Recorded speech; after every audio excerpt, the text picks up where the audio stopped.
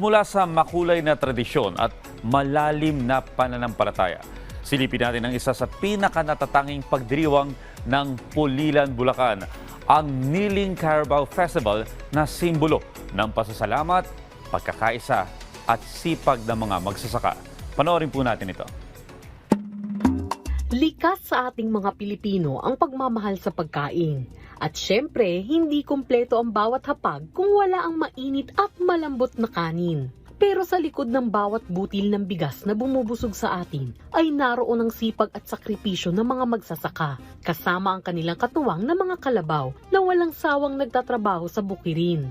Kaya bilang pagpupugay para sa kanilang pagsisikap at sa masaganang ani, taon-taong ipinagdiriwang sa probinsya ng Pulilan ang Niling Carabao Festival. Ayon po sa aming kaalaman, ito po ay nagsimula noong 19th century.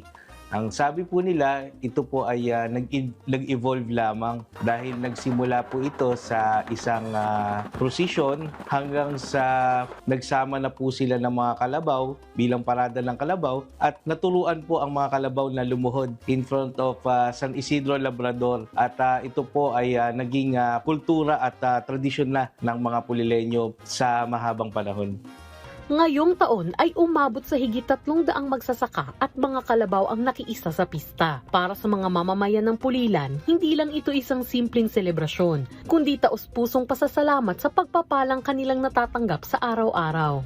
Tuwing Niling Carabao Festival, ito rin po yung panahon na ang ating mga kababayan mula sa ibang lugar na Pulileño, yung mga ibang syudad at nasa ibang bansa talagang umuwi po sa bayan ng Pulilan tuwing kapistahan.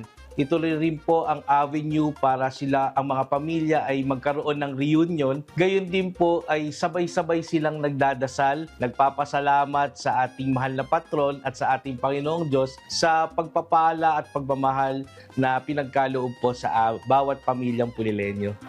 Sa ilang dekadang pagdiriwang, mas nasasalamin ang pananampalataya, pagkakaisa at malalim na pagpapahalaga sa mga magsasakang patuloy ang pagsisikap na maghatid ng mga ani na bumubusog sa atin. Kaya naman sa mga pagkakataong katulad nito ay hindi maikakaila na sa bawat sulok ng Pilipinas ay makikita ang tunay na puso ng pamayanang Pilipino.